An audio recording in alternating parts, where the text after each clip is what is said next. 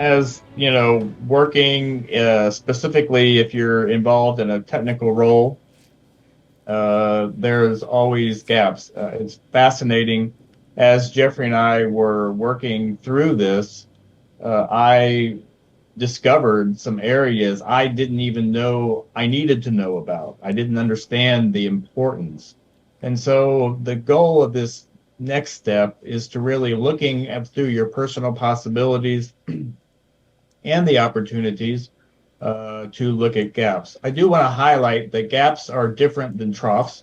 Gaps are areas that typically are not on, may not be even on the radar. And as Geoffrey and I were going through this, you know, some of the things that we brainstormed are gaps for engineers working in project engineering, financial acumen. In terms of financial acumen, not the project finances, where we all know how to deal with budget and schedule and resources, but in terms of the business, what's money is the language of business. What are the metrics that especially if you're working in a shareholder company, that the shareholders and analysts are looking at? If you are aware of those metrics, and that can give you a good insight into the company or even industry. The next one, specifically for engineers, is storytelling. I know going through improv, going through speaking training, and rehearsing with my partner, Michelle, I learned that engineers tell stories very differently than the rest of the world. Now, I love to listen to engineers tell stories, but I discovered that the rest of the world didn't necessarily like to listen to the stories I told. So it's really learning how to tell a good story. And a story, the good news is everybody, if you're human, we all know how to tell stories. We just need to work through that and learn the method. Yeah, there's probably a point I would make here is that if you're in a startup world and you're trying to raise capital, you will spend a huge amount of time learning to tell your story. So that because you only get 3 or 4 minutes in front of money to be able to convince them to fund your venture. Storytelling skills are critically important and they're totally underplayed in the engineering world. And Phil, as you point out, this is not taught in engineering school. And if you learn from other engineers how to tell a story, surrounded by engineers, you learn the engineering way to tell a story. But that might not be the right way to tell a story when you're trying to do things like score a new job or change careers.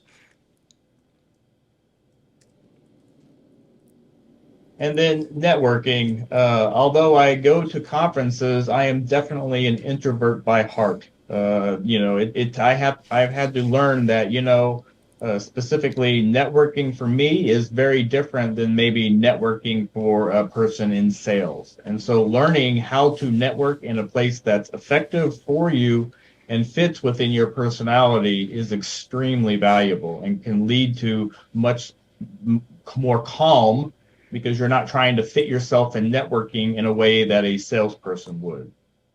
But there are specific things you can learn to do better networking. And that's really important if you want to change jobs or change careers, is you have to think differently about it. And that's an important skill to pick up.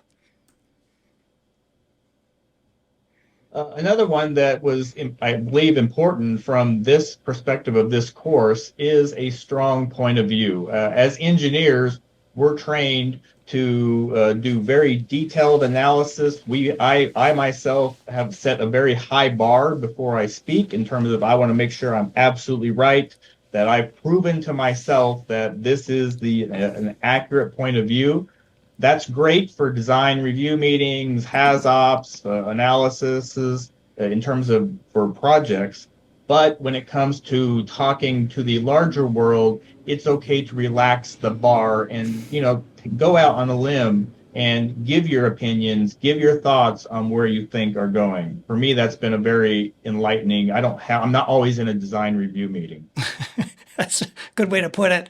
I learned the importance of this when I was on the pathway to being admitted to a partner in Deloitte. And I put together a point of view about what I saw as the future of the role of the chief information officer down the road.